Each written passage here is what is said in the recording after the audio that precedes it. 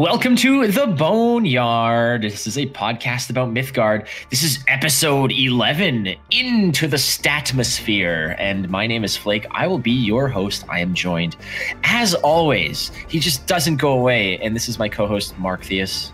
I am inevitable. What's up, Flake? We're happy to bring you another episode of The Boneyard, and we want to start the show by thanking our sponsors, Team Rankstar, Inked Gaming, 98.3 Media, OP Seat, and all you wonderful listeners. Thank you so much for making this show possible.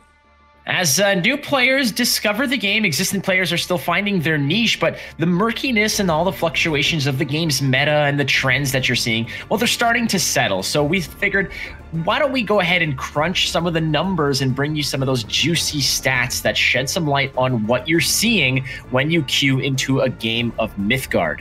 And helping us carry the one on this mathematical journey is resident statistician Corey Milhouse. He is the caster for the Elder Scrolls Legends Master Series in 2018 and also a Mythgard partner. Flake, the chances of that are 3,720 to 1. Well, never tell me the odds, so let's just play the music and let's enter the Boneyard.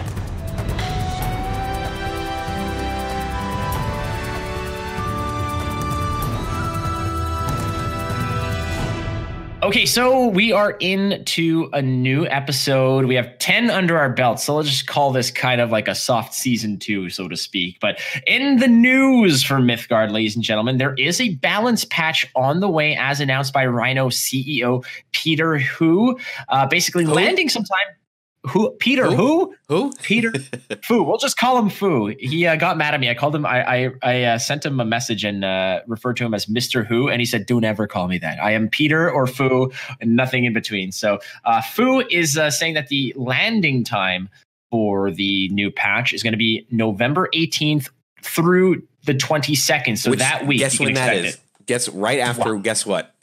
When is November 18th happens right after. I don't know. What are you talking about? Gem Wars. Gem Wars is November 17th. Oh, we're going to get to that. Hang tight. But I just want to say, I just jumping the gun there, Mark. Dear Lord. Sorry, I didn't read the script. You're acting like this is episode 1. Gosh darn it. But this patch, you can expect some balance tweaks, updates to the visuals and the UI, as well as some adjustments to Arena. But like Mark said, the Gem Wars tournament will be going down on Sunday, November 17th. It's another one presented by 98.3 Events. Little details of this, Mark. How about you just shed a little bit of light on this one? Sure. Free tournament to enter. And we have some wonderful packs to give out to our top 3 finishers, as well as doing a stream. We're going to be giving away some stuff all day during the stream as well. Special stream is going to be on twitch.tv/983 events. And if you're interested in still joining, we have plenty of room still left. It's you bring one color or one deck with one color, so it's a monocolor tournament, and you're going to be playing in a best of 3 double elimination bracket, so it should be pretty lightning quick. And we're going to be doing a stream with that, with some names that you will recognize that will be making an appearance on the stream. And you might recognize some faces playing in the event as well. So if you're interested in joining in on that, you can find more information. You can just follow me on Twitter if you want to see more, or any Discords that you're in that have to do with Mythgard. It's all up in there as well. Yeah, I don't know if I'm going to be playing in this one, Mark. I'd like to. I also want to be part of the broadcast. Sure, you can do both. Bunch of things. You could join us after you, if you get eliminated, you can just jump on the broadcast. Look at that. No faith in me at all. Once you get bounced to the first round, Flake, you just jump in. And once you've lost your first 2 games, you could just bounce into the thing. You know what? I'm just going to win it now just to shove it in your face. So there you go. Check out the Gem Wars, ladies and gentlemen. But still, that is basically sort of catching you up a little bit on the Mythgard news of what's going on in the community. But we do have an awesome guest by the name of Corey Milhouse. He is, again, like we said, part of the TESL Master Series broadcast team in 2018, as well as a Mythgard partner. Welcome to the show, Corey. Well, thanks for having me. I had to remember that it was actually me as the guest for a second there. I'm kind of just listening in, and it's just like listening to the rest of the episodes at this point. So really appreciate you guys having me on here. This is a little surreal for me. You guys are the streamers that I've been watching in my short Mythgard experience. I really only started just about right before open beta started. So this has been a real fun journey to get to this point and to be chatting with you guys about some cool stats and about this game. Well, I mean, I don't want to say that this is like a starstruck moment for you because we are far from that kind of those types of people. But I mean, I myself am a big fan of yours because of what you did for the Moonlight Masquerade in the past and being all over the stats element of the game. And we're going to dive into that real short. But before that, I got to ask you, my friend, Corey Milhouse. Whenever I hear Milhouse, I obviously think of Milhouse Van Houten from Simpsons. I have to ask you about this name. Exactly. So the nickname Milhouse comes from my college fraternity, actually. So I was president of a fraternity back in a long time ago, and that's where my nickname came from. Actually, it's very much just like Milhouse from The Simpsons because I was awkward and I was a nerd and I wore glasses. Those were the reasons that I was given. So, and there were a couple of different Corys. So my distinction was just that I was Corey Milhouse, and it kind of just became like my stage name. My real last name is Gaudreau, so a little bit harder to pronounce that one and spell that one. So Corey Milhouse kind of just stuck. I have to say, now I found out you dropped some really interesting information to me while I was streaming this morning. We were talking. I don't know how it came up. We were talking about 90s and 2000s NHL, and you just dropped this humongous bomb because you said your last name is Gaudreau, and there is a very famous hockey player in the NHL who plays for the Calgary Flames by the name of Johnny Gaudreau. And I want to know, Gaudreau, I was born and raised in Quebec. So I have like it's a French Canadian. Yeah, my father's side it's all French Canadian. Don't forget Barry Gaudreau, of course, as well, guitarist of from Boston. The band, not the city that I'm actually from. So yeah, there's some famous Gaudreaus out there if you didn't know. But yeah, there's a lot of people that actually think my last name truly is Milhouse too. Actually, some people that I went to college and probably that I still know to this day may not even know my actual last name. So everything's just coming up Milhouse. Yeah. So I think I'm probably then maybe the 19th or 20th most famous Gaudreau. But you're related to Johnny Gaudreau of the Calgary Flames, right? Yeah, exactly. Yeah, some way, shape, or another. I can't remember the exact. I can't tell you who is who, but yeah. Well, you know what you have to do now. You have to get him to play MYTHGARD, and then we got to get him on the show.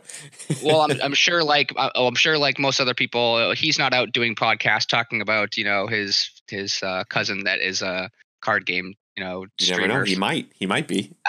Yeah, we're gonna see him on Hockey Night in Canada one day, just having an interview or something like that on ESPN. It should be like, and who's your hero? Oh my god, have you heard of MYTHGARD? Okay, there's a guy, and I don't know if he knows me, but we're kind of related, and I've been holding it back. Anyways, I will say this though: hockey players are the absolute worst interviews in the entire world. I have a little bit of background and experience working for sports radio in Montreal, and as an intern, but I was right there. I had a microphone on my face the whole time, and I was part of the show to a degree. But I heard so many interviews with hockey players, and I've met so many hockey players through that. They are the worst because they're just, I don't want to say they're boring, but they are well groomed to not give anything to the media. So off air, they have amazing personalities, but when it comes to actual on the record interviews, they are as just bland and potato as they come. So Corey, I'm glad that you're not taking from that because you're as we see so far, it's I think this is going to be a great episode. I'm one of the few non-hockey playing Canadians, I believe. We're a rare breed. Very, very rare. Yeah, for me, it's more of a physical limitation than a want limitation. But so you are you have casting experience casting for the TSL Master Series in 2018. I'm just curious what your CCG background extends to. How far back does this go? I think we had our first episode last time where someone did not have Pokemon and Yu-Gi-Oh in their repertoire. And I'm wondering how your background, how far it goes. Oh man, well the short answer is Yu-Gi-Oh is the only one that I didn't really get a lot of exposure into, but everything else really, back when I was a wee lad, I would play Magic the Gathering with my friend when he would get some cards from the card store, and this was 20 something years ago. We didn't know the rules. We didn't know you could only have 4 of something in a deck. We didn't know what tap meant. We didn't know any of these things. We made up the rules really. So my first initial CCG exposure came in Magic the Gathering when I was a young lad. that. And then actually in 2008, my brother Adam, actually, it's his birthday coming up. Happy birthday, Adam! Happy 30th. He got me into Magic the Gathering again. He was like, hey, we go to this thing called Friday Night Magic and we play cards and stuff like that. And he taught me the rules and we played. And I was like, hey, this is really cool. And the competitive experience and the community experience both immediately grabbed me. They just latched on.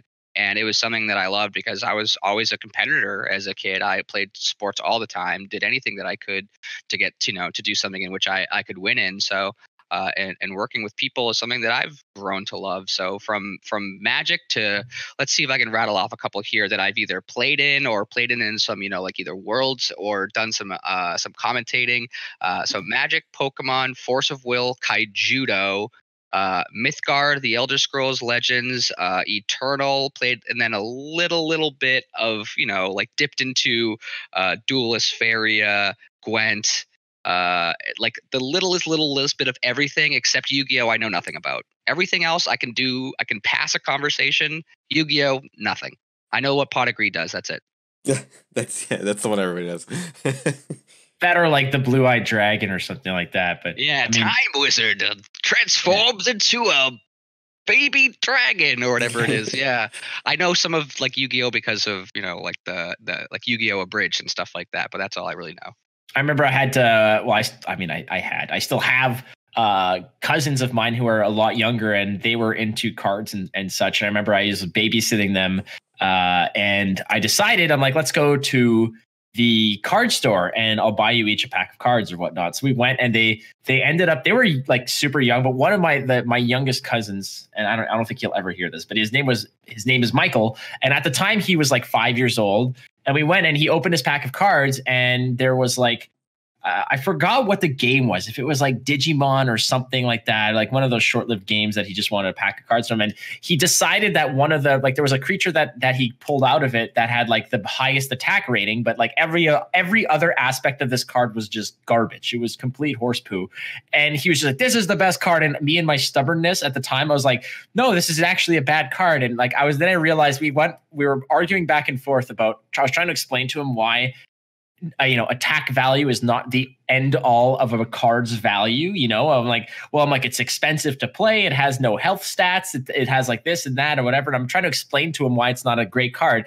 He's like, yeah, but look how strong it is. And then I realized I'm arguing with a 5-year-old. I'm like, maybe let's just let them have this. As we're walking back from the card store to go visit my grandmother, I was like, what am I doing? What am I doing here? Anyway, I don't know why I got into that tangent, but when you're talking about these different card games and how you might not know a lot about them, you could still sort of surmise and have a discussion about them to a certain degree. And that's great. And I'm wondering now how you got into casting, because you say that you're part of the broadcast team for the TESL Master Series in 2018. And how did you come about that opportunity? So I think it all really started. The first couple of times I ever did casting everything were just small events for like Mythgard, Corey, like Magic and Kaijudo. So Kaijudo was a card game made by Wizards of the Coast. It was a sort of reboot of Duel Masters. If any of you all played that back in the day, it was kind of just the small and up and coming game. And I wanted to be part of some of the groups that got some content out there, and we started streaming some of our tournaments by just getting a little a webcam and just sticking it on this mount and just putting it over the table and just watching some games and talking about what was going on. And I think for me, just naturally, I am pretty good at just spitting BS. I mean, the two of you guys know this as well. I mean, half of casting is just being able to be on your toes all the time and to be able to just fill time and talk about something or anything to no end if you have to. And then the other half is really the part that you probably see and hear more of, is the talking about the game and the analysis and what have you. So Yeah. I think my BSing capabilities started me there because it was just the ability to just fill time and what have you. And over the course of time, I got involved in the Elder Scrolls Legends and a couple other games, and people were just like, hey, do you want to cast this for us? And I'm like, yeah, absolutely. This sounds fun. Because first and foremost, I know that a caster's job is to make sure that everyone's having a good time and having fun. because if you're that boring caster, you're turning everybody off of the game, right? You're sort of that especially for new players, you're really that reach out to them of saying, hey, these are the kinds of people that are involved in this game and play this game. So you try to be likable. You try to highlight the fun parts and the most interesting parts of the game, and you try to keep folks engaged. So I guess my first big casting breakout was through Elder Scrolls Legends, doing a number of different tournament series for them, like Warp Meta, which still currently happening, the original TESL Champion series, which went on for a number of years, cast a bunch of those, and the Master Series that one year was a blast at QuakeCon. So certainly looking forward to eventually getting into it here at Mythgard, because this is such a fun and interesting game to watch and to see what's going on, because there's so many levels of thinking, and I'm sure the two of you have seen too. Every time you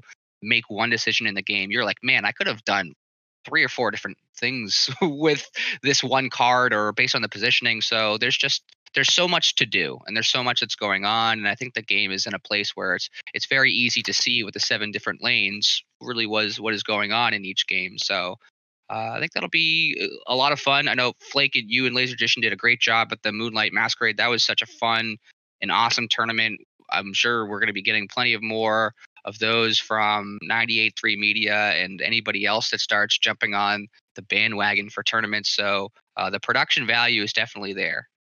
Well, thank you for that. I mean, the tournament itself is put together by Mark and 98.3 Media. Like when we say 98.3 Media, I mean Mark is the driving force behind that. So those tournaments are all his doing, and I don't know what kind of sorcery and auto-tune, like face auto-tune he uses as well for me, but a lot of why I succeed and look good at what I do is because Mark is essentially there with the proper filters on. I think that's part of the reason why, because I understand from you two, something I didn't mention is I definitely know every time I turn into the two of your streams that you're always putting in the full effort. And I think that's part of the reason why people like this podcast, people like the two of you. And the reason why I'm glad to be here is because it doesn't feel like this is a half effort sort of thing either for the two of you. It's always putting your full heart and soul into it. And that makes it a lot of fun. Yeah, we like to entertain, we like to entertain people, and that's like, I think Flake too, like that's our biggest passion, right? If we're entertaining you, that makes us extremely happy. So we put all of our effort into making sure we could do the best entertainment possible. I have heart. I just have no soul. I sold it. That's different. Heart and soul are different. I sold it to remain looking like I'm in my 20s when I'm well into my 30s now. So that's kind of how that goes. But like, just to your point there, I mean, when you're talking about the BS factor, I think that if you're subscribed to Masterclass after the Scorsese one and before the Gordon Ramsay one, there's Mark and I teaching people how to BS. That's pretty much how we're masters of that too. So I'm glad that you're kind of from the same school of thought. But you alluded a little bit about how you got interested in Mythgard, but what is it that's keeping you to this game and really allowing you to stay inspired to put your efforts into Mythgard? Sure. Well, I originally even got into Mythgard or heard about it from a couple of streamers and former guests on the show, I believe, Aeolus and Charmer, 2 friends of mine that I've met over the years, and I really trust their judgment and their opinions because they're certainly good friends of mine, and I know they have very good taste, and they just kept over and over talking about this game Mythgard, and I'm like, man, I just got too many things going on, and I don't think that I can get into this. And then there was this sort of last opportunity moment, say, hey, if you want to try to get in last minute for the closed beta before things go into open beta, here's your chance. So jumped in the Discord, got a code, and just immediately fell in love with the game, like a lot of people, just because of how elegant the combat and the mana system is. Really just the game from the bottom up, and the number of features you just see, you're just like, this is just great.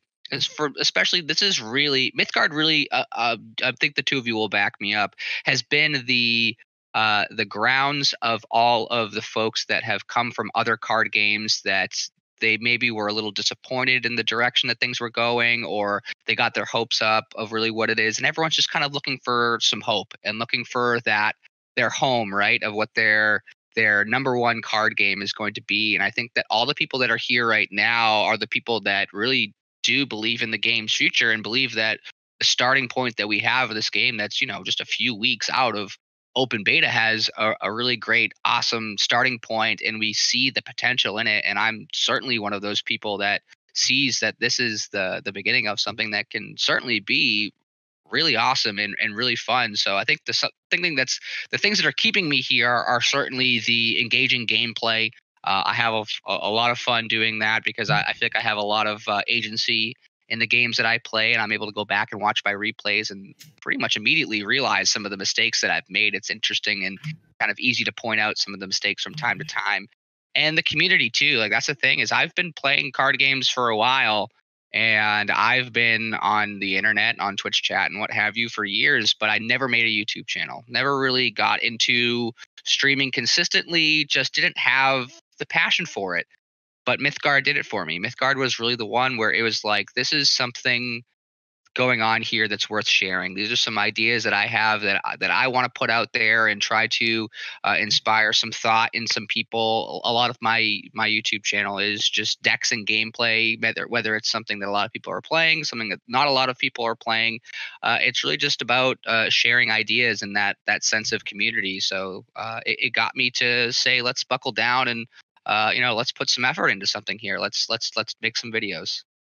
Well, that's great. And the fact that you're expanding and actually creating content that is outside of just streams and whatnot, there's a lot of demand for that. And there's a lot of appetite out there for just different types of points of view of the game, because you can get deck lists from anybody, but also just seeing the personalities that are out there creating content for this game. It's really great to see. So I commend you on that, my friend. And I continue to sort of encourage you to keep going with that. But the reason that we have you on the show, my friend, is because you have provided previous episodes here with us, statistics from tournaments, and you've said that this is something that you're interested in doing. Of course, the stats from the Moonlight Masquerade are something that you sort of devised and allowed us on the show to delve into and to splice up and dissect. So thank you for that. But what is your particular interest in game statistics? Why are you so enthralled with this element and this aspect of CCGs? So when you really break things down into CCGs and really anything, this is almost a little bit of, so let's think about it's the sort of the climax of the first Matrix. Spoilers if you haven't seen a movie that came out 20 years ago. Neo starts to see everything as kind of like just these numbers, right? He kind of sees the real world as it is, but it's also kind of like, like there's numbers behind them. And all of those numbers put together, eventually all those ones and zeros eventually mean something. And you can kind of look at card games the same sort of way. We'll go into these sort of stats too, but numbers can help you paint the picture. They don't really give you all of it, but they at least help you go in sort of the right direction. And I'm just kind of a spreadsheet guy from, years of in my profession. And then also just for card games, I like to keep track of things just to see patterns, to see just for my own learning, because I'm kind of a learning nerd. I like to try to learn as much as I can, because I think that's how you grow, especially as a player. Is the second that you stop learning, you've become the best player. Then all of a sudden, there's nothing left for you to do. But if you can see and understand how much more learning there is for you to do, then there's so much more potential. And I think that seeing and looking at numbers can help you in that right direction. It's not going to be the be all and end all. You can't just look at numbers specifically and be like, that's it. That's the end of it. You can look at them and you start to ask yourself those questions. When we're going to talk about these stats here, it's like, why is this card performing so well? Or why is it not performing so well? Why is it being played at such a high rate, but it isn't winning more than 50% of the time? You start asking yourself those questions. And that's when you start to get to those sort of aha moments, when you can kind of bring it all together. And either that gets you the final result of being like, here's sort of a deck that I want to attack, or here's how I feel like I could get better, or hey, maybe my analysis of this card wasn't right. Maybe I need to go back and kind of reevaluate and think why this card maybe be a little bit worse or maybe be better than I think that it is. So have you ever seen the movie or read the book Moneyball? Yes. Okay, so I get that vibe from you as well. Billy Bean. I read the Yeah. book before the movie came out. Like I didn't even know there was a movie. I'm a stats geek as well, and a huge sports fan. So when I really gravitated to that book and read it, and just I was so intrigued by that, and being so intimately involved in sports for a big part of my life, and having that lean towards statistics and information and data analysis. I just kind of get that vibe from you, the same thing. And that whole aspect, the argument of like the eye test versus the statistics, every sport now is trying to find new layers to just peel back and look deeper into what's going on from a numbers perspective.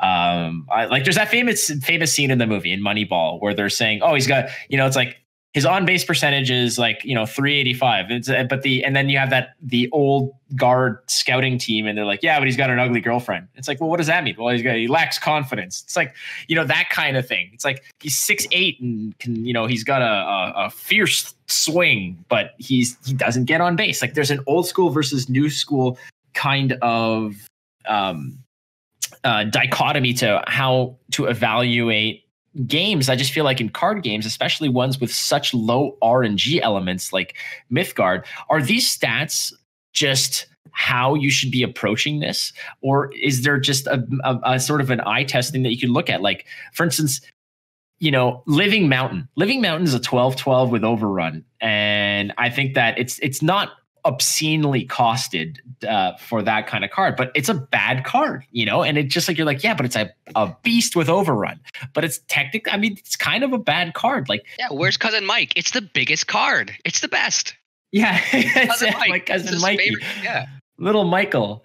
But I don't know, and I sometimes, like, I played Living Mountain, and I know, like, but part of that is also because I like trying out weird stuff. Living Mountain, by the way, I think I've said this before, was my first mythic I've ever crafted because it was a big beast. And, just that thought process of, here's a big dude, and I don't care if it's a bad card because it's, he's the equivalent of a 7-footer, 300-pounder who can. He's Taco Fall, right? Yeah, the Celtics got this 7'6" guy. They're like, he can dunk standing up. He's got to be able to do something. He can stand there and dunk the ball. That can't be bad. Yeah, Manute Bol was like that 7'8" guy or whatever. I think Manute Bol, I know we're getting into sports now. Manute Bol, I think, was one of the only players in history to average more blocks than points in a game in his career, which is just a weird thing, weird sports stat. Anyways, I like, Mark, when it comes down to like these stats, I'm sure like stats are attractive and it's cool to break stuff down, but at what point are stats misleading or just kind of blocking creativity? Because you're probably one of the most creative guys in terms of deck building out there in MYTHGARD. And like statistics, I feel, are some things that kind of lead you away from being creative. Yeah, I think if you're someone who likes to analyze statistics too much, you might get hung up on like, oh, this path or this power did better, or this card does better than the others, so I should obviously auto include in everything. But if you're more like me, who likes to create, I don't like to say create memes because I like to create things that are interesting and win. But I will look at, okay, what's the least played something? Okay, let's make something about that. Like I kind of like to look at it backwards. So I don't like to get too hung up on statistics. I think statistics are also really fascinating, and it's always very interesting to see. But I don't like to get hung up on specifics because then it would sway how I play the game, or it would sway how I make a deck. So to me, I like to look at the bottom. Let's start, like, I always go to the bottom. What's the least played thing? Let's build a deck out of that and make it the most played thing. The old Drake approach. Yeah. Start from the bottom. Right. Start from the bottom. Now we're here. Just, but like we're talking about, the fact that stats might actually distract from creativity, but at a certain point, there's such low RNG over here that actually assessing what the best cards are from a statistical point of view is not really the worst thing to do, because of the fact that there's such low variance besides card draw, obviously, but there's such low variance and things that are up in the air, that finding the best statted, the best statistical cards in order to create a deck, it can come down to a science, Corey, right? Yeah, and you have to look at it as well. And these stats that we're going to dive into, you see if a card is not performing well, here's where the questions come in. Is this a bad card, or is this a card being played in bad decks?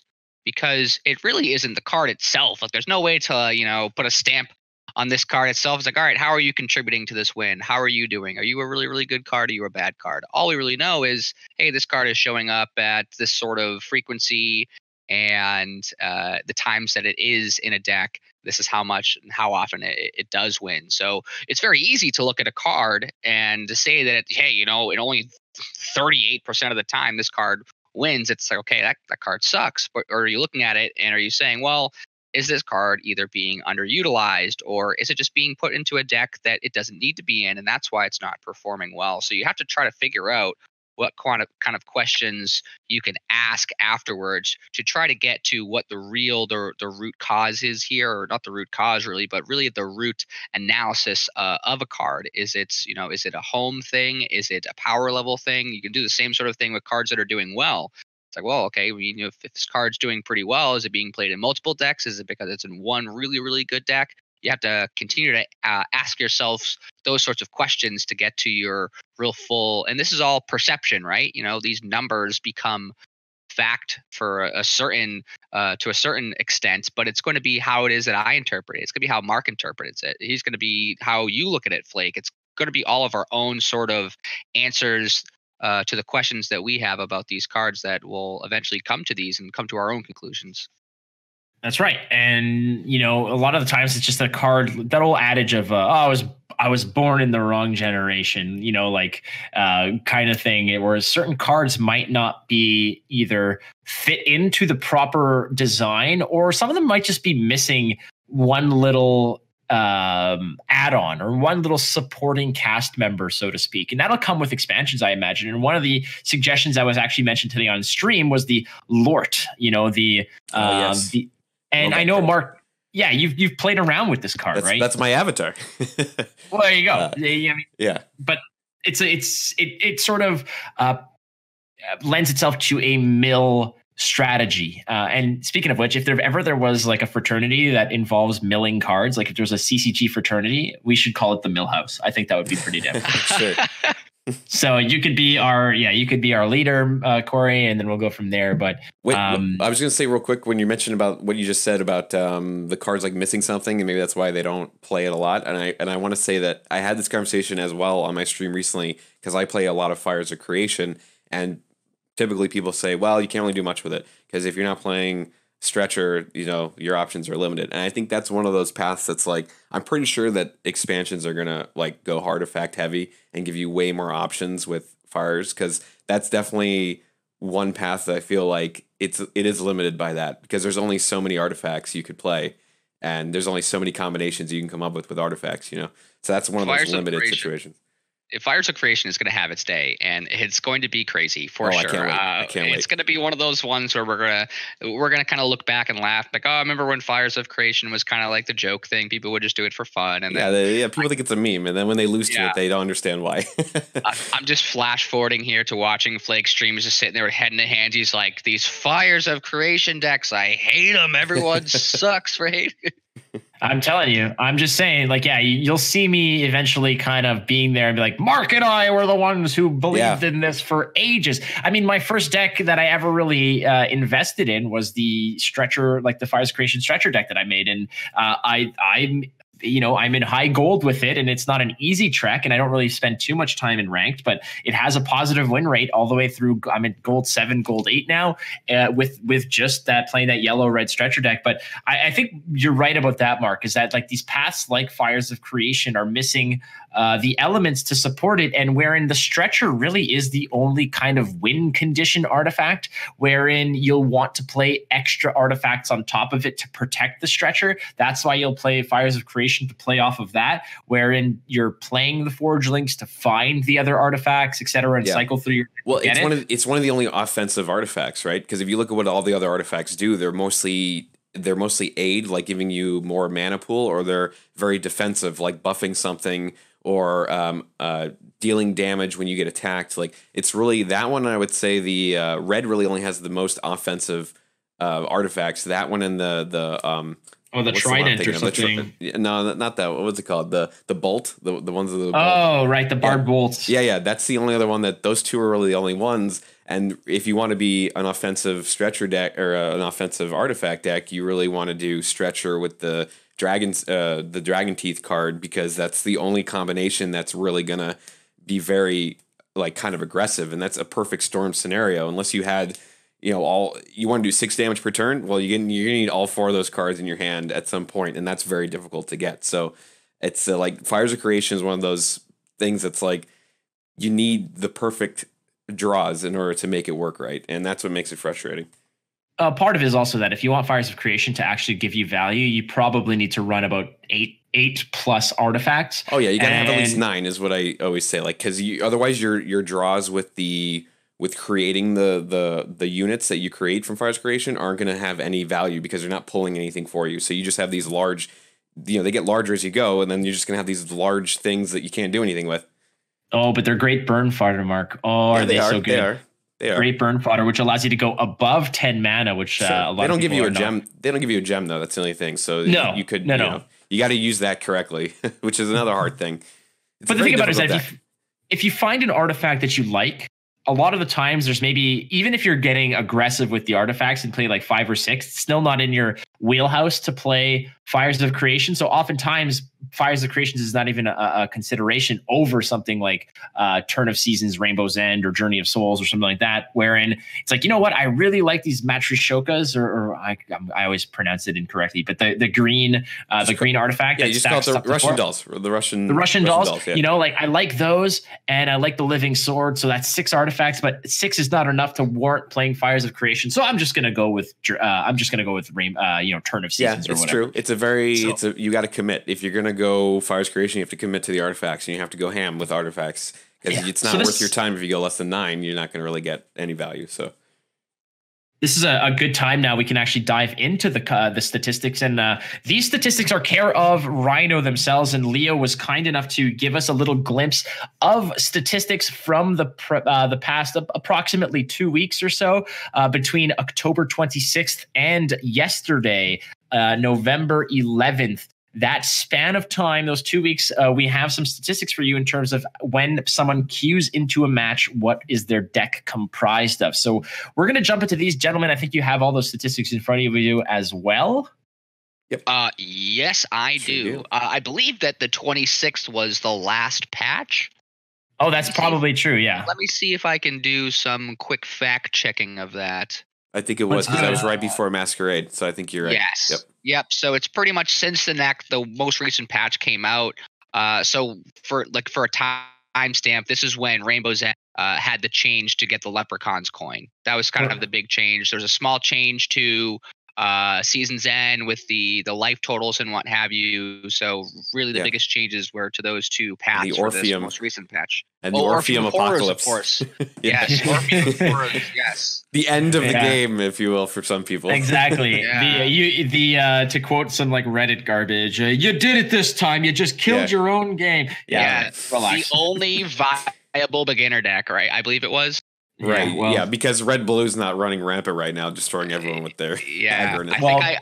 I think I made a budget deck on MythGuardHub.com and titled it "The Only Viable Beginner Deck."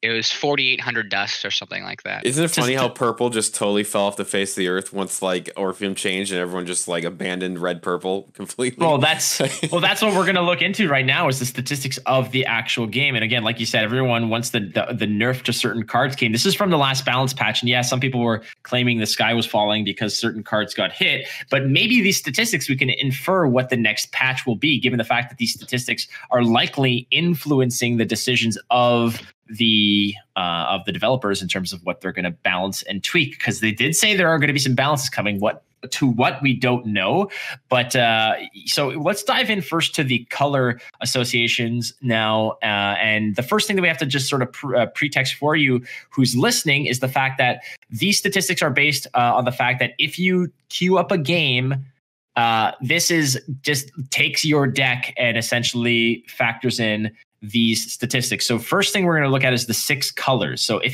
these are the color representations of somebody queuing in with a card in their deck of at least one card with one of these colors. So top of the pile, I'm going to give everybody out there listening a solid 3 seconds to probably guess what it is, but it's not what you think. It is blue, actually, with a slight lead of 23.1% usage. Blue is appearing in 23.1% of decks, followed by red at 22.7. And I'm guessing, Mark, you could probably guess why, because yeah, they're being used together. Yeah.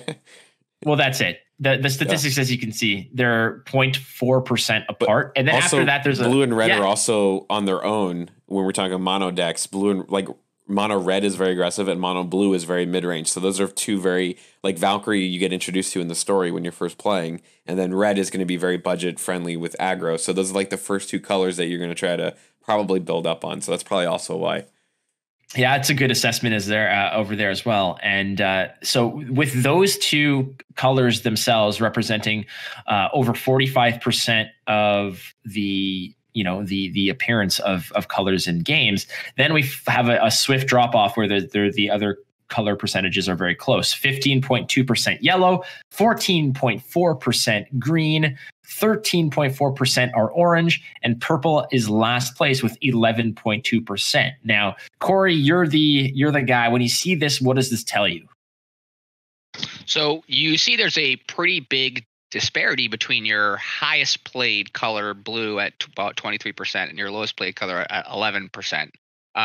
This could be something to consider, is that purple still is something that is kind of unexplored, right? We don't have an entire full alpha season of all of you. I'm going to start calling you the MYTHGARD boomers that all played all through, the last year or so, all you OGs. So we don't have as much information as a community on purple and really where it stands and where its strengths are. Because let's say for example, how many times would you say the two of you have played the mythic Sapo? Oh my God. Every time I play yellow, it's the first card I add to any yellow deck. How many times have you played Perfect Grade? First I have to Google it. I know it's a giant mech. Yeah. So it's one of those things where like we some of us as these, some people that are deck builders and kind of, influence what some people are build, we can be afraid of the unknown at sometimes because it can be difficult to go in and try to start something completely from scratch when you don't have at least a little bit of a basis of a knowledge of what it is. And we're all still kind of building our collections, right? Like Aeolus is the only Rich Lord out there that's got basically every card there is.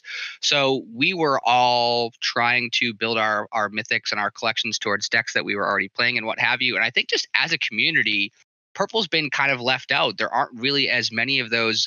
There's some really cool mythics, but they aren't the real big splashy ones that people really have this, tie to a certain archetype or what have you, or kind of game winning enough on their own. So I think that purple has struggled a little bit of that. It has a little bit of an identity crisis, right? There's no, people are just like, hey, there's some cool cards that are in purple, but there's no real like big, strong tie to going into and being purple. So I think that could be some part of it, but yeah, you have to look at this next column as well, which may be part of the reason as well as to why people may not be playing a specific color.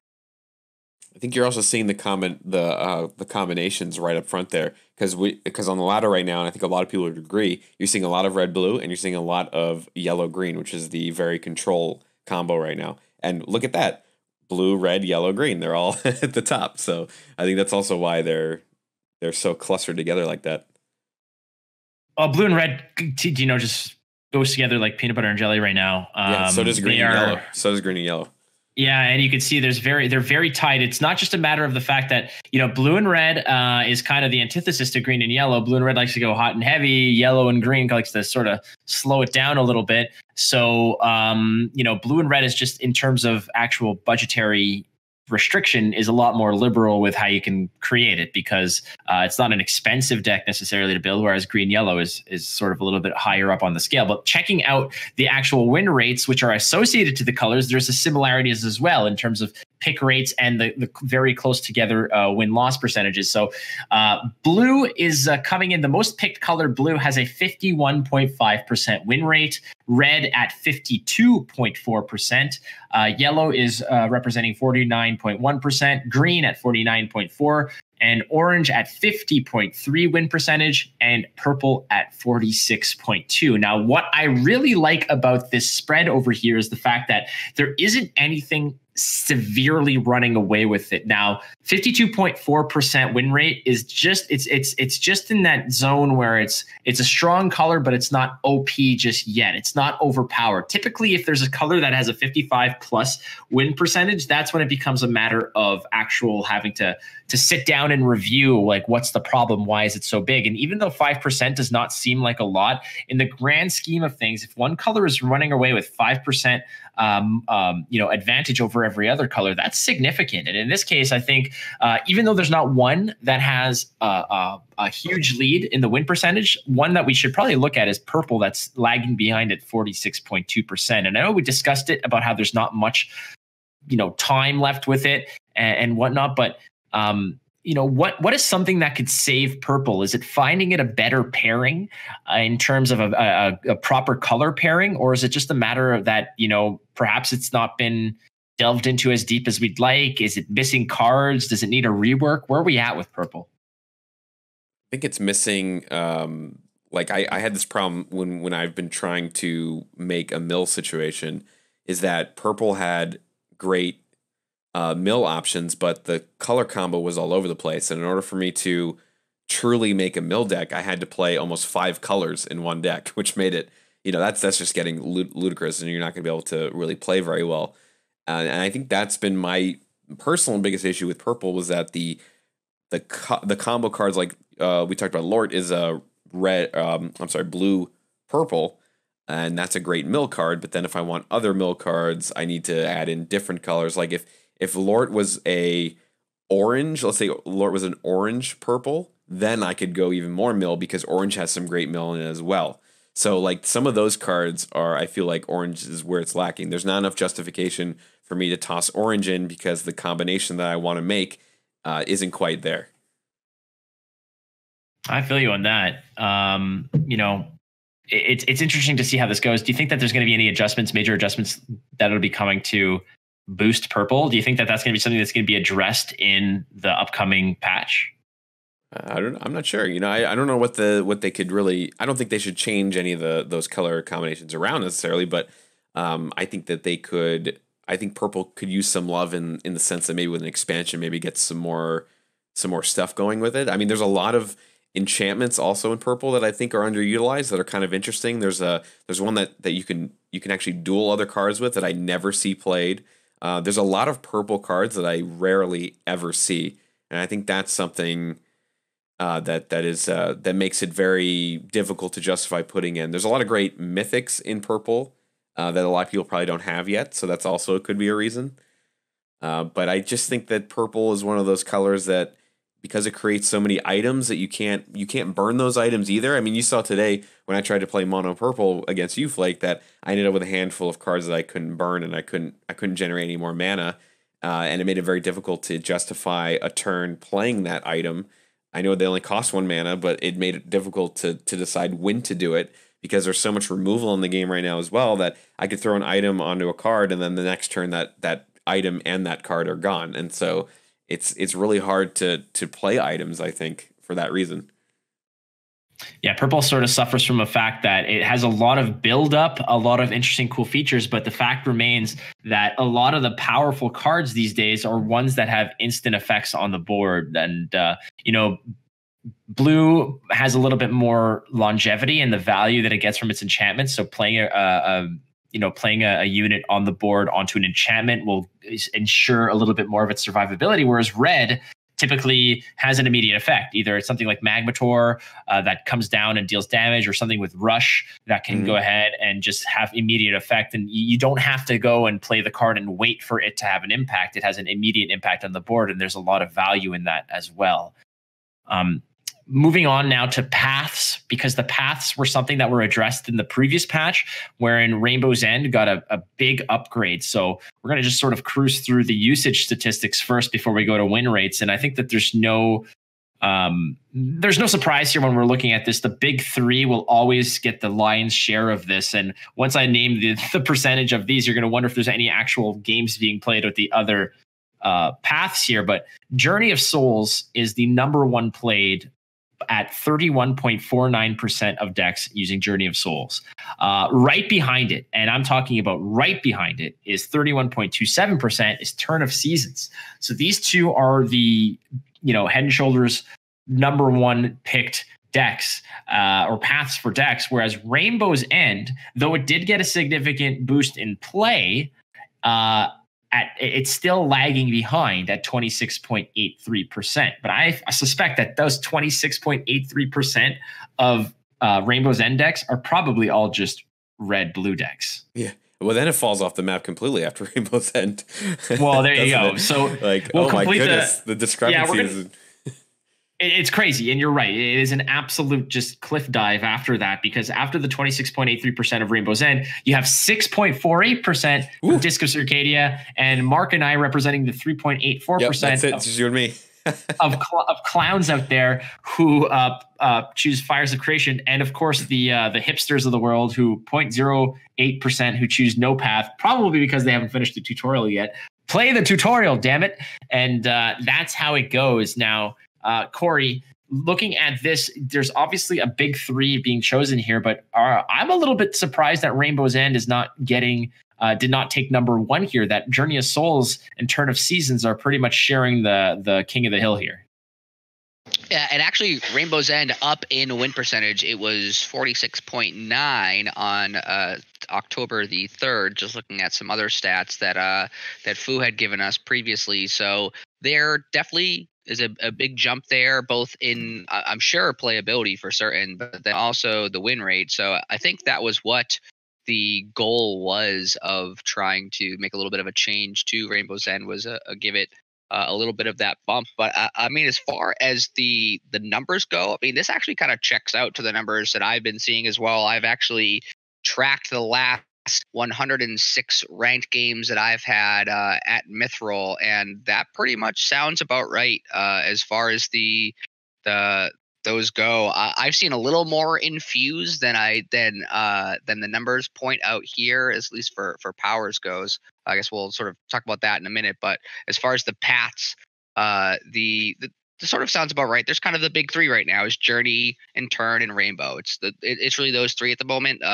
Journey's low win percentage is kind of surprising to me, because I think that some of the Journey decks are actually pretty well positioned right now compared to Turn of Seasons, but the numbers seem to speak otherwise. I'm actually surprised Turn of Seasons is still. I'm sorry, I didn't mean to cut you up, but I'm surprised that Turn of Seasons is still high up there, because Turn of Seasons only gives you +1 to health, and it's also, in my opinion, one of the harder ones, because you have to always be on top of what season you're about to be into, and kind of balance that with what cards you're going to be playing. And I find that to be a little bit more difficult than something like Journey or Rainbow's End or Fires, which you know exactly what the game plan is with that path. Right. A path that has ongoing unchanged effect, like Fires of Creation, like Journey of Souls, like Rainbow's End. Like, it's something that you don't have to worry about, that you don't need to play around necessarily. Turn of Seasons, like you said, is something that you have to be aware. Where am I going into winter? Can I safely play this? Am I, right. The amount of times that I have either caught my opponent in winter to my benefit, or have completely, dumpstered myself because I dropped a minion that I thought would be safe, only to get it traded into by a bunch of weenies because I'm in the dead of winter, is it's immeasurable by now how many mistakes I've made because I'm just being careless in that degree. But looking at the win-loss percentages here, Journey of Souls, though it is the top picked path, is only cranking out 46.1% win rate, whereas Turn of Seasons is 52.9%. Third place Rainbow's End, the one that was rocking out a 46% win rate across the board, is now increased to the best win rate of all decks at 53.7. Again, encroaching a little bit on that.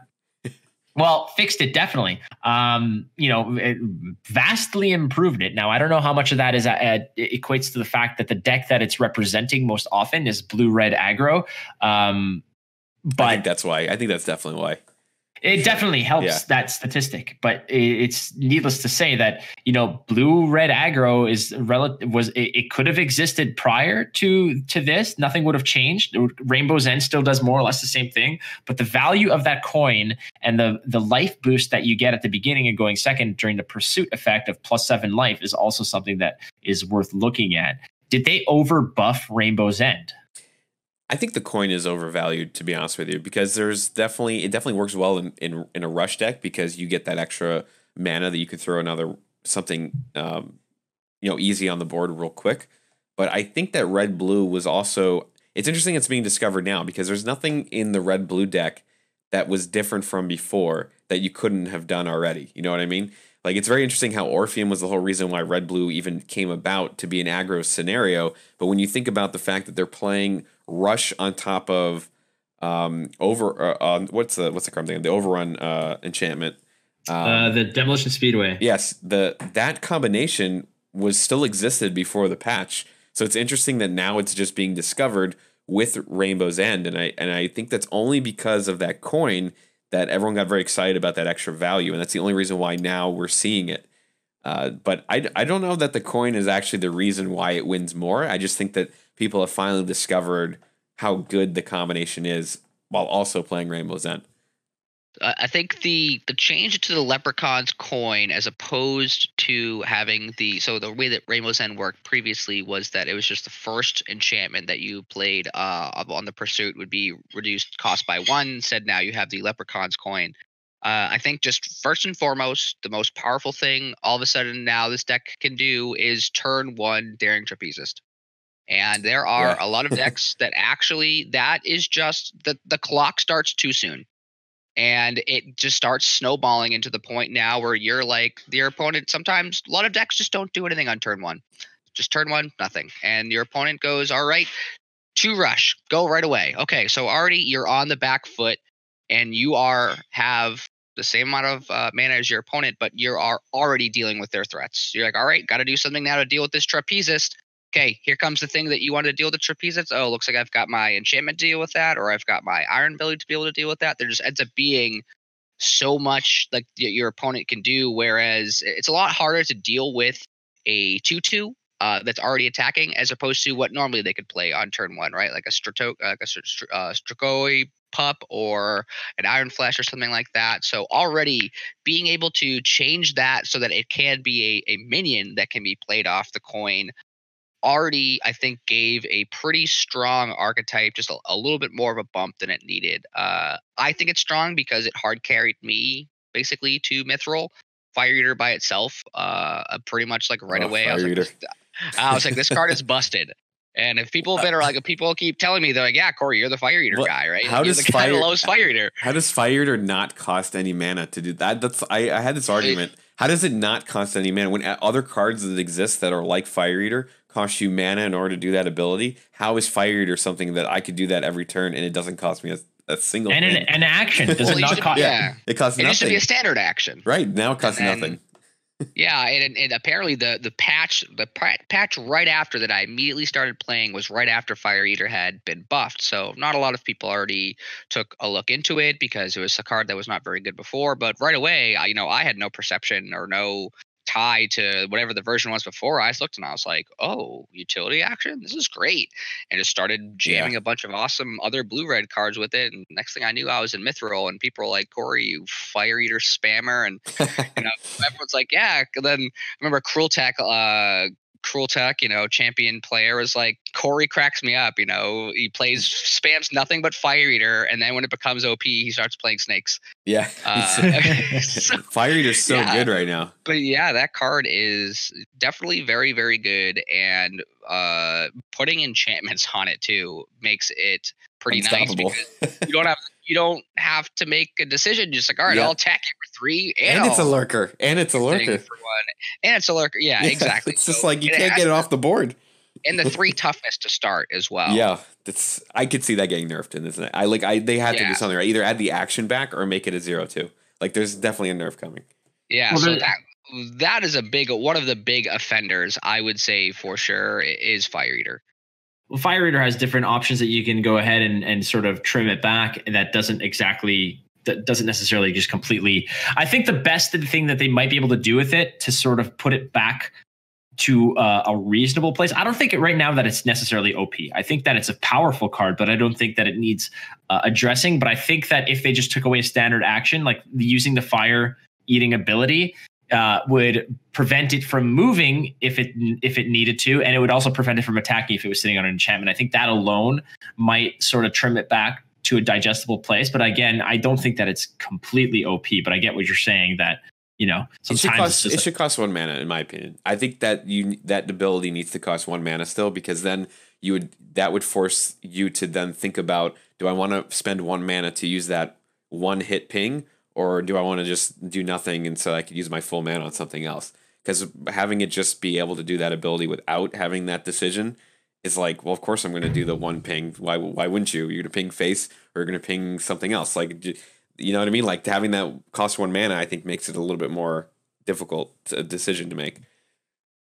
So I think we can talk about the fact that Fires of Creation has a 43.3% win rate. That's like us. It's something. This is worse. This is worse than what Rainbow was at when it got addressed. Yeah. You know what it is? You know why it's so low? And because you play a lot of Fires too, Flake, and I know that the struggle with Fires is getting it going, right? Because if you have a hand of no artifacts, it's really hard to get that card. It's really difficult to get that deck rolling, and it's really hard to get. Especially if you're going up against Rush, there's so many things on the board that you can't deal with already, and you have to then think about, you have to kind of step back and play more defensively rather than throwing artifacts out there that you need in order to create the units, and so that it just gets too much, and that's what makes it so difficult, and why I think it loses all the time.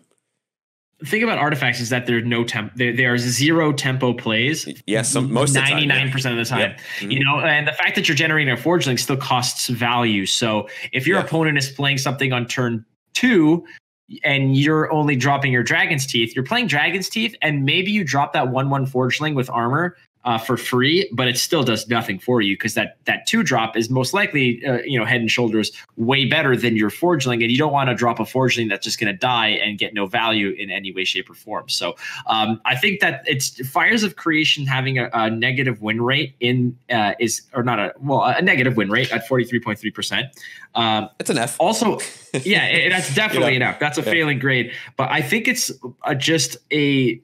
it's a victim of the current meta, because it is currently residing in a meta that favors the Rainbow's End high tempo blue-red aggro environment right now. And I think that Fires of Creation obviously lends itself to control. When I queue in with a Fires of Creation deck and my opponent burns like yellow or something, I know that I am probably going to be winning that match, because Fires of Creation is a deck that just is built to outvalue your opponent after turn 6 or 7. That's when you can start getting some incredible value, not to mention punching above your weight class when you're burning early game Forgelings. And I actually had this discussion with my friend Christo, somebody who I've talked to about card games for 21 years now. Him and I would discuss decks a lot, and he was talking about how he's playing Stretcher, or trying to do Stretcher in Mithril, and we were just discussing some strategy, and I kept telling him, I'm like, those Forgelings in control matchups, those are for burning. They're not for playing, because you're not going to get any value out of them. And in this case, 3.84% selection rate Fires of Creation is backed up by a 43.3% win rate. So it's not just the fact that it's a hipster pick. People know that it's a pretty bad path to choose in this current metagame. So talk about disc, though. This is actually kind of an interesting discussion, because would you say right now that you all think that Reanimator decks are bad? No, I think they're great. I think Reanimator decks are okay. The thing about Reanimator decks is that they're one-trick ponies. So oftentimes, if you can just put the screws to your opponent and play around the Necromantics, I mean, there's nothing better. And I can 100%, if there's one thing in this game that really makes me happy is a on curve Seal of Exile onto a Necromantic. It is the most amazing feeling in the world to know that you'll never see those damn things again. And the short stagger Eco Terzo that they banished to the graveyard earlier on, or sorry, not discarded to the graveyard earlier on, is likely going to take Awake the Bones and a full cost deployment in order to see it. So you're really, really outpacing them. Not to mention, I played a bit of it today on stream, and there's answers to it. Given the fact that, the reanimation that you're getting from Necromantic creates a system of ephemeral threats, means that bounce effects squashes it. And, also graveyard manipulation is there. Ghoul in orange is very popular right now. So I know I'm probably digging too deep in this and taking away from the point that you're making, Corey, but I don't think that Green Reanimator, it's a feast or famine deck, and you either know you're going to win by turn 3 or 4, you know that you're in the driver's seat, or you're just struggling to actually get anything established. So follow-up question is, of those 6.5% usage of people playing the Disc of Circadia, what percentage of those do you think are actually Reanimator decks, and which percentage are other decks that are just playing Disc? That is an excellent question, because it's some percentage, right? Yeah, Charmer put us onto this where people are playing Disc of Circadia purely just to trade up on tokens and smaller creatures. So would you say there's probably a disparity between the two win rates of those kinds of decks, right? Yes. If anything, again, something you have to consider when looking at this kind of information as well, as you see that. And I think a lot of people would look at Disc of Circadia, see usage and see win percentage, and they would just be like, wow, Reanimator decks aren't that good right now. Yeah, Disc of Circadia is coming in at 48.6% win rate with only a 6.5% selection rate. But I think that's because Disc and Fires, like we just said, are like you can do different things with Rainbow, Turn of Seasons, and Journey of Souls. But Disc and Fires is basically one type of deck that you can make with that's going to be good. And you could try other things with them, but there's really not much you could do with those paths other than those two styles of decks. Well, all right. I can tell you right now, and other blue-red players can probably back me up, and I know at least the numbers that I have back it up, but Reanimator is a bad matchup for blue-red Rainbow. Like a 60-40 yeah, it is. matchup. Yeah, I've won most of my games I win with Reanimator are against aggro because they can't deal with the Necromancer. Yeah.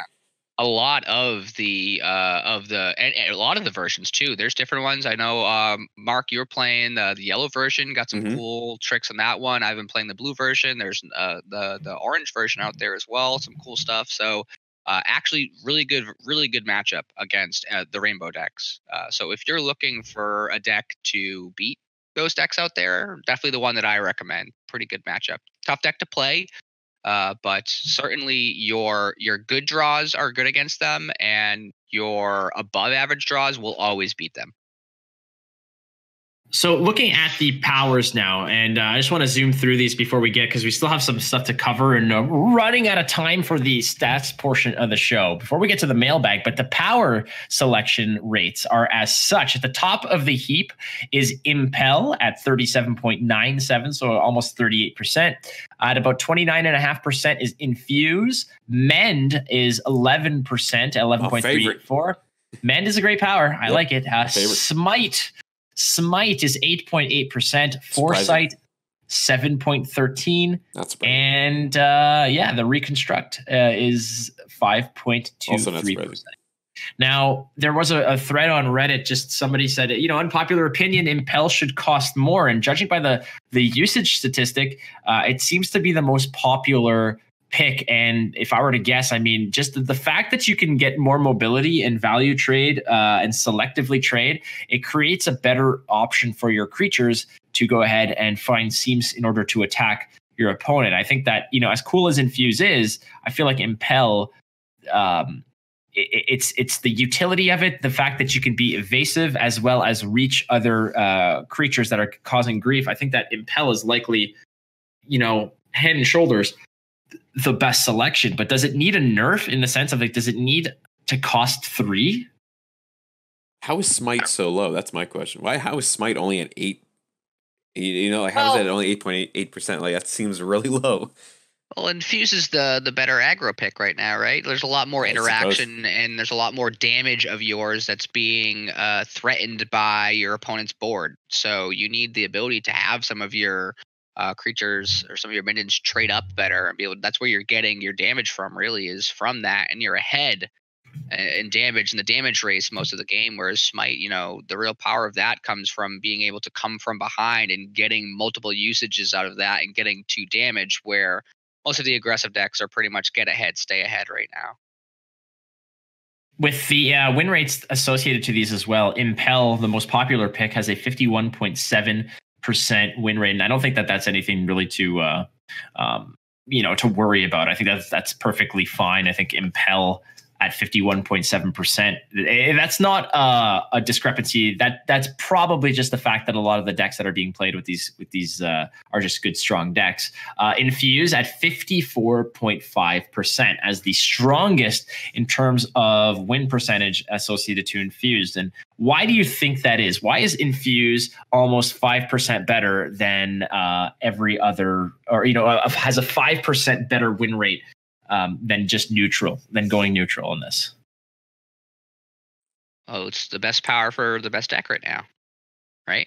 That's it's for me. If that's really what I'm looking at, like this again, we have to look at these stats are since the last patch, so since October 26th.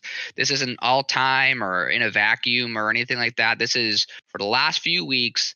These are the best powers, and it's the best power and the best performing deck. And I think there are other Infused decks as well that are not just blue, red, rainbow, but it is a very good power when a lot of the fighting happening right now is board centric. There could be times where that's not the case in Mythgard, but right now it very much is. So Infuse, making sure that your smaller minions are able to trade up, or you're able to get your extra damage in that way. It's just very flexible, and yeah, the best power and what's the best and most popular deck right now. And to your point, Mark, Smite, why is Smite not as popular? Worst win percentage of all the powers at 44.1%. I'm surprised because that was originally, like, when you're talking aggro, that was originally the aggro thing to go with, right? Because you're constantly doing damage. So it's just surprising that one's. I'm just surprised by it because I thought most people would play it. Plus, that's one that you have in your starting when you start playing the game. That's one that you get introduced to first. So you'd think it'd be one that people stick with for a little longer. But I get the argument for Impel, and we've talked in other podcasts before about how good Impel is and how well it works right now with what people are trying to do. But it's just weird. I thought Smite would be a little higher, but it is what it is, I guess.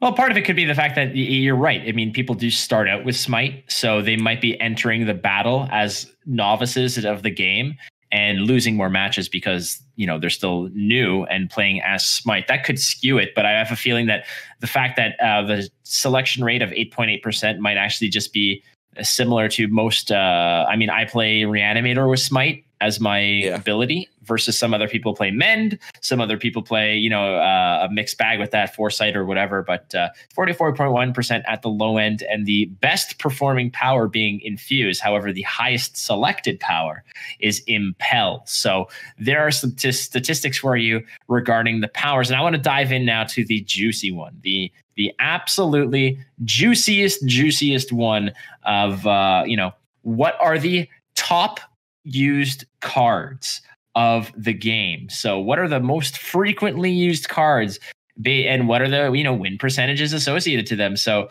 there are some very, very juicy ones, and obviously we're probably going to see a theme here. So I'm going to name you the top 5, and then. Well, what's your guess of the first one first? What's your guess, Flake? Okay, so I have the list in front of me, but when I asked for these statistics from Rhino, I had my suspicions, and my suspicion was that it was going to be a red card, and that it was going to be most likely. I didn't think it was going to be a rare or mythic, obviously.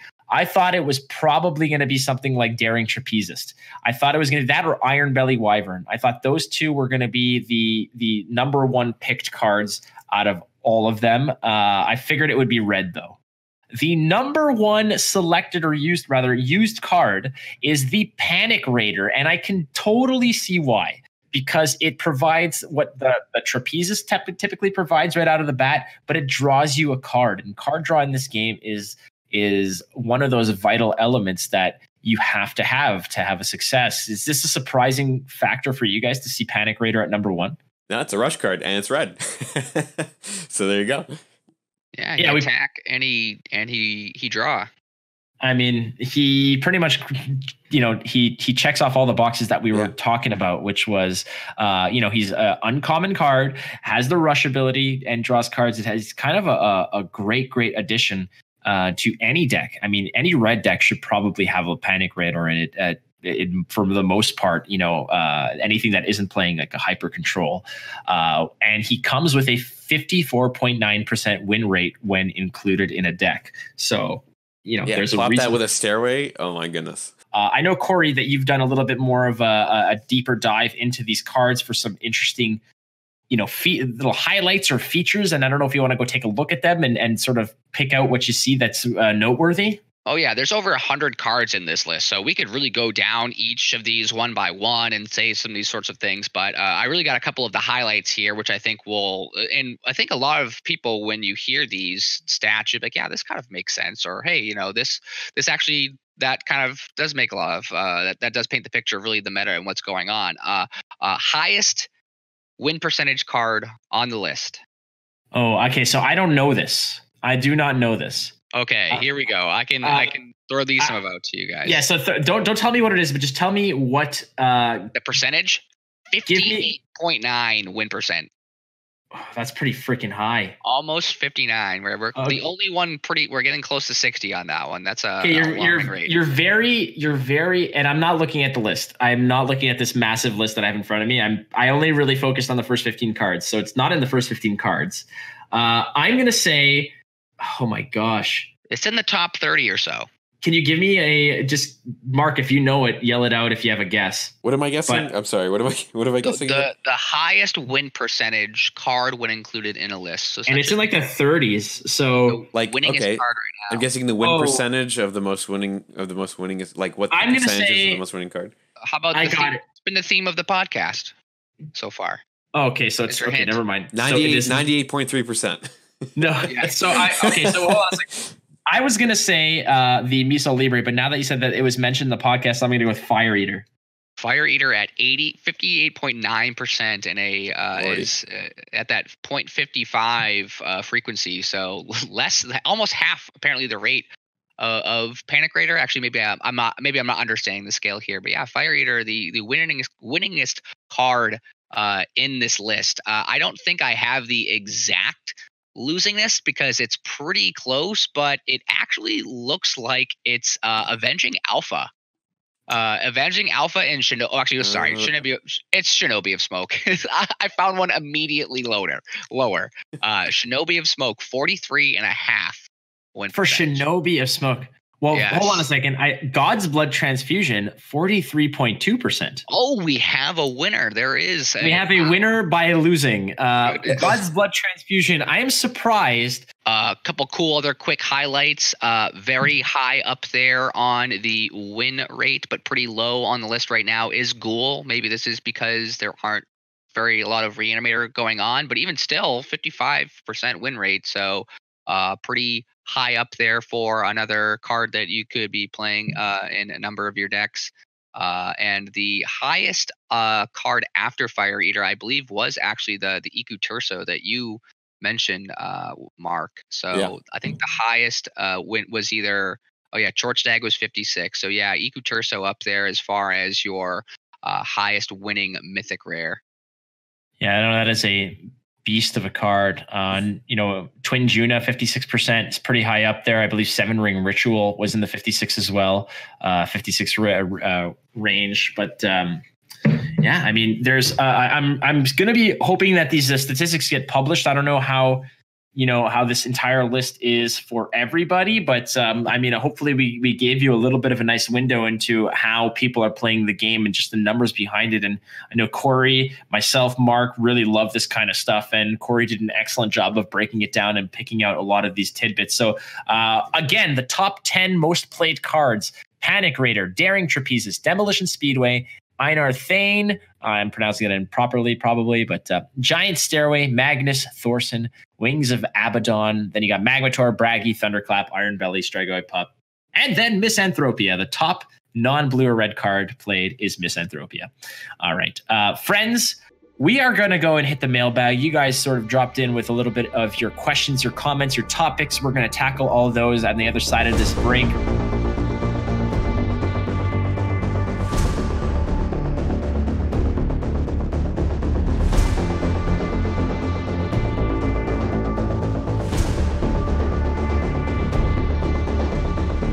So we're going to jump into the mailbag, ladies and gentlemen. Again, your comments, your questions, your topics for myself, Mark, and our guest, Corey Milhouse. I picked out some of the best ones from people whose names I could pronounce. Again, it always helps if you spell things correctly. So not your names, but just the questions themselves. As don't speak in emojis and smoke signals. I have no idea what the hell's going on. What do you think about PogChamp? Yeah. Yeah. What's your Omega lol about PogChamp? What? No clue. All right. Corey, you ready for this, buddy? Let's do it. Okay, here we go. This is from Cam54 on Reddit, asking, what MYTHGARD data would you most like to see Rhino release? And now I'm going to let Corey answer this one first because you are all about stats. Oh man, so the data that the data that we got here is some really, really cool stuff, but I would like to know, man, I would want to know some more stats really about Arena, what cards people are picking absolutely first. That would be something that would we really need to see, is what is it that people are starting with?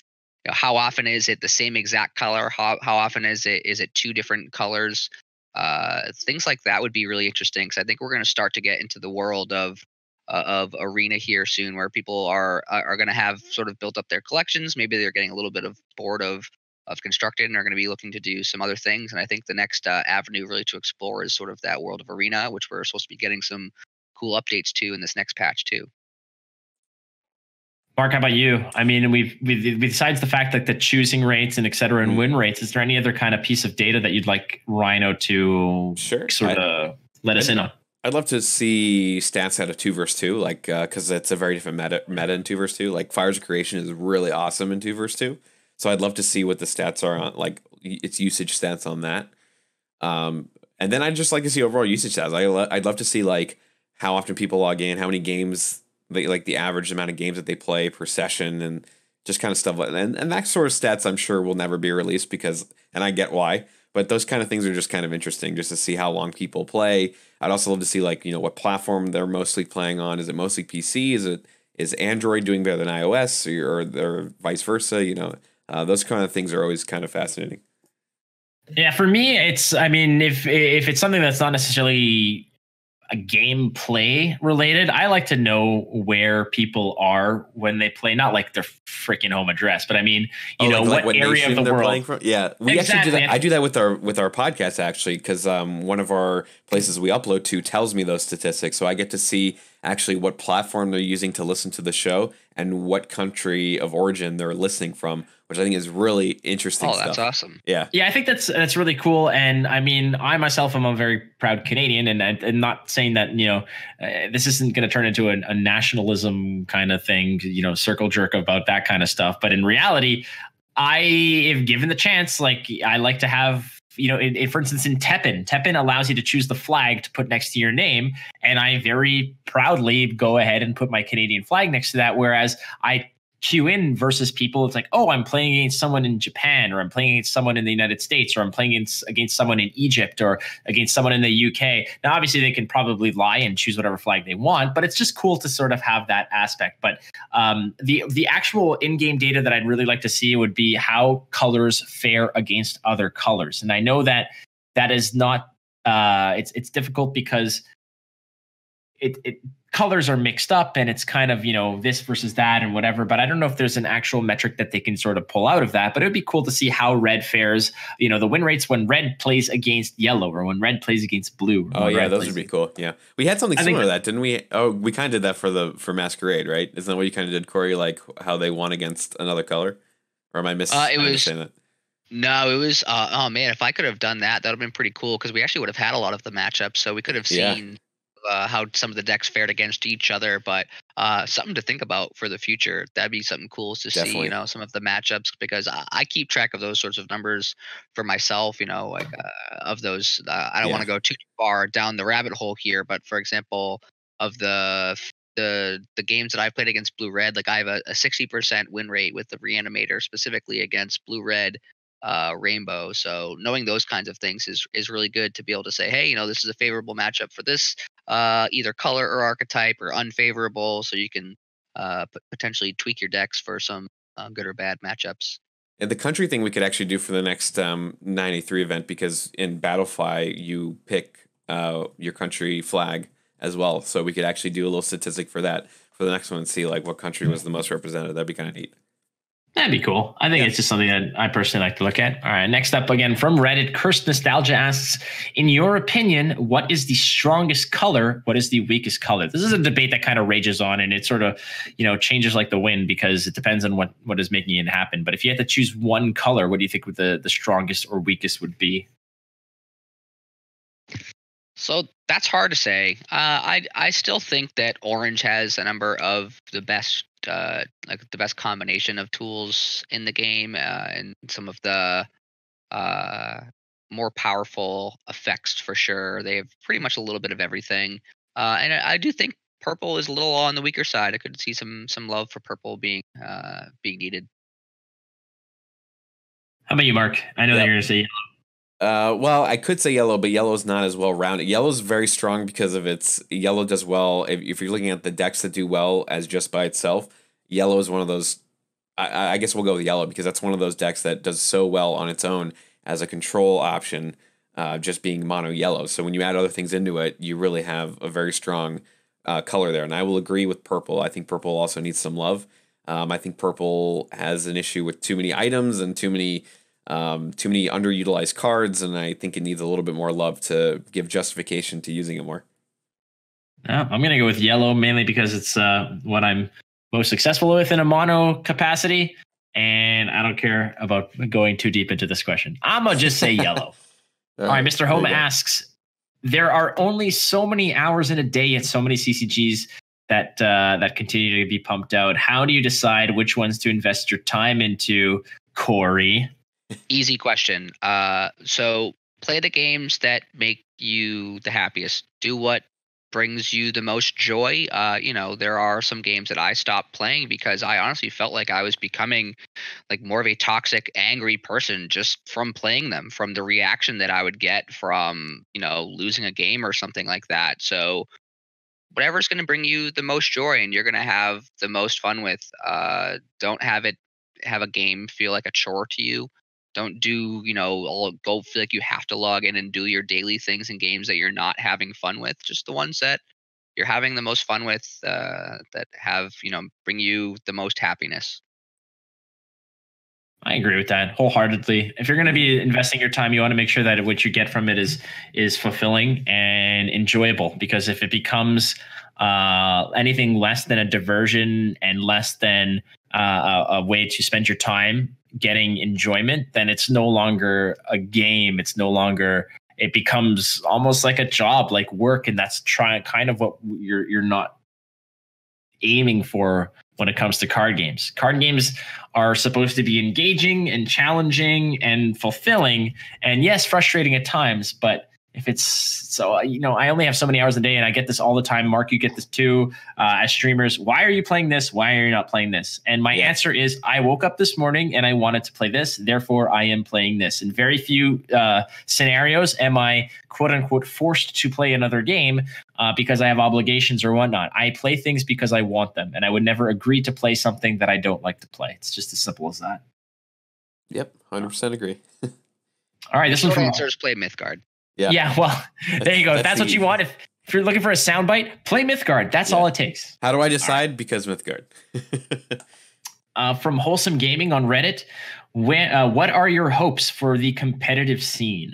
This is something that Mark and I have tackled and asked. We've spoken to Fu about, Leo. We've spoken to many people about. So our feelings about this are pretty well known by now. If you've caught at previous episodes. But Corey, for you, the hopes for the competitive scene. What's up, Wholesome? Thanks for the question, man. I have high hopes for it. I love competing. Competing is like my number one passion. I love casting too. These events are always a ton of fun.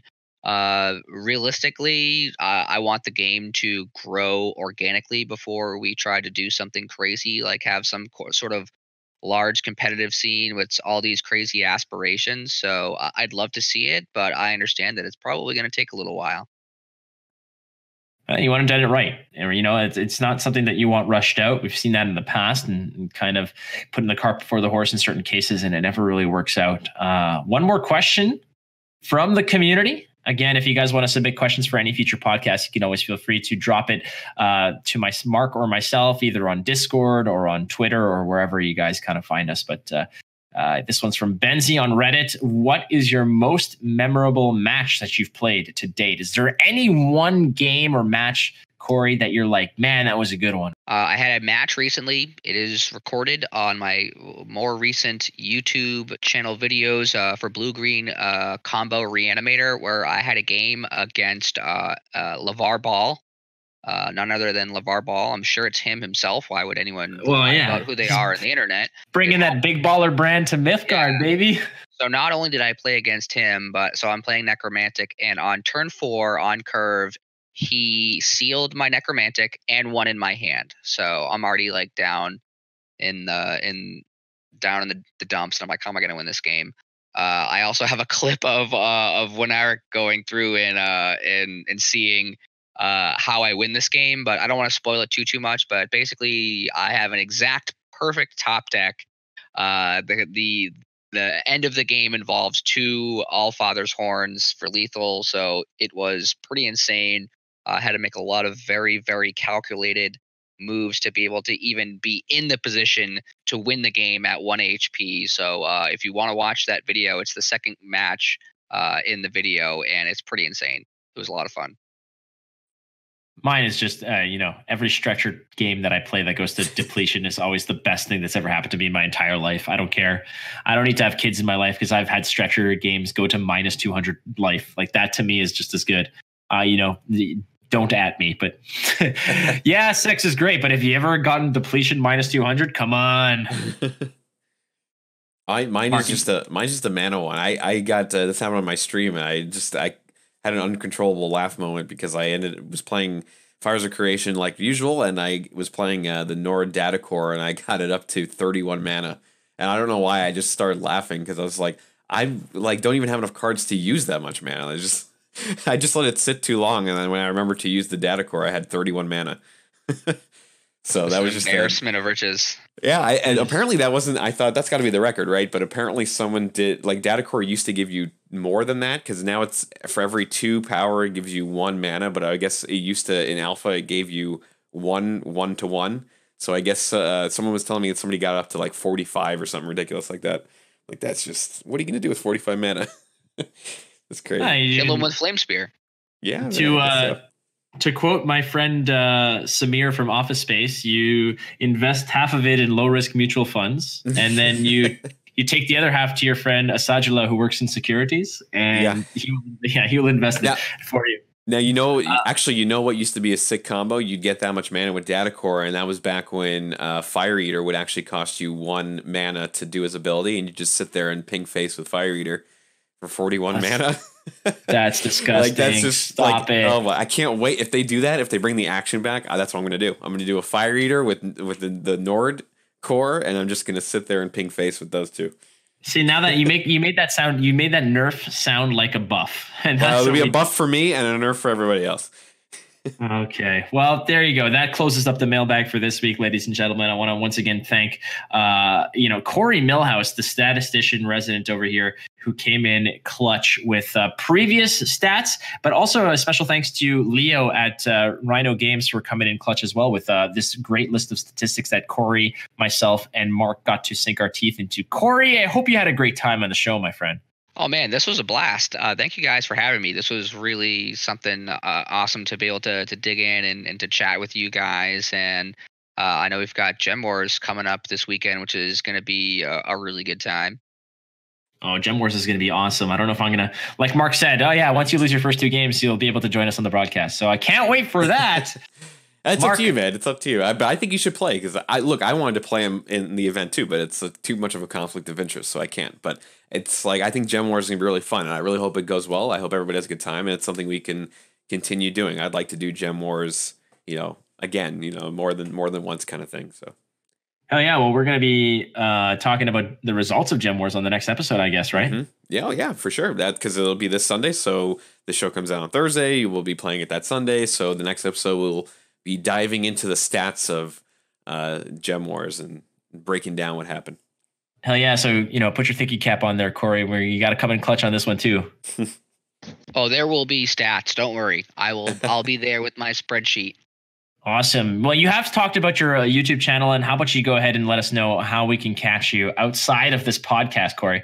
The absolute easiest way to figure out anything and all things Corey Milhouse right now is to go to twitter.com/Corey Milhouse and follow me there. I'm not big superstar YouTuber yet, so I don't have that like sort of static link or be able to tell you. So you can find whenever I post deck lists or videos or anything there. Sometimes it's just a MYTHGARD hub link. Sometimes it's a whole video. And actually, I've got my video that just went up actually just hours before this is I'm giving away 20 packs.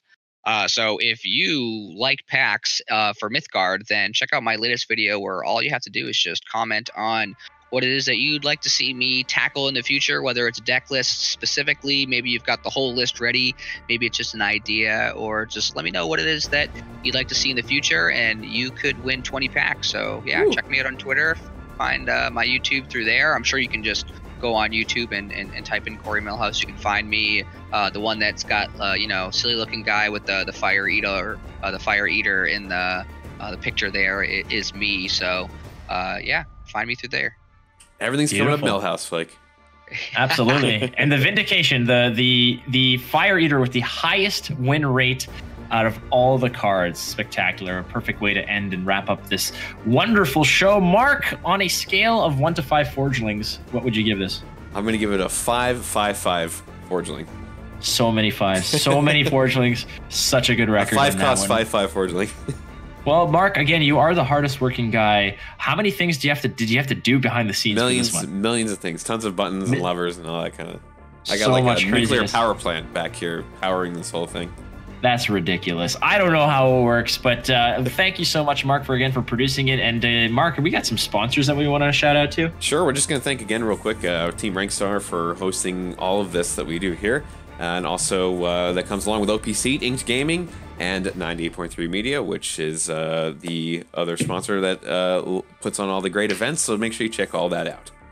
Yes, absolutely. And from us here at the Boneyard, my name is Flake. You can catch me at twitch.tv/watchflake or on Twitter, twitter.com/watchflake. That is Markthius, my co-host, twitch.tv/Markthius or twitter.com/Markthius. You can go ahead, catch us there whenever you want. Again, don't forget to check out the Gem Wars. That is happening on Sunday. Sign up for it. Lots of prizes, free to enter, all that jam. This has been another episode of the Boneyard. We will catch you next week. Adios.